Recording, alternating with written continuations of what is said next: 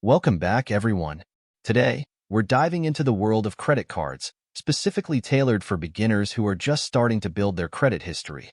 Whether you're a college student, recent graduate, or someone new to the world of credit, choosing the right card can be a game changer for your financial journey. Before we get started, let's outline some key factors to consider when selecting your first credit card. First off, look for cards with no annual fees. As a beginner, you want to avoid unnecessary expenses while you build your credit. Next, prioritize cards with low APRs, annual percentage rates, to avoid hefty interest charges. Many starter cards offer introductory 0% APR periods, which can be a great way to save money on interest while you establish your credit.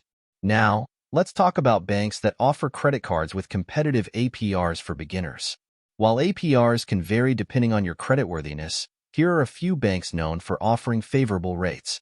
Credit union options. Many credit unions offer credit cards with lower APRs compared to traditional banks.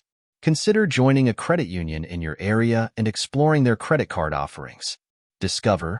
Discover is known for its transparent fee structures and competitive APRs. Their credit cards often come with introductory 0% APR periods and low ongoing rates. Capital One.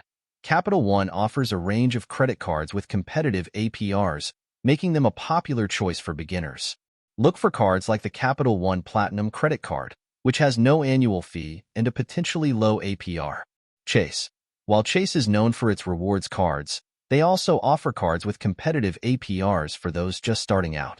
The Chase Freedom Flex is a good example, offering both rewards and a low APR for qualified applicants.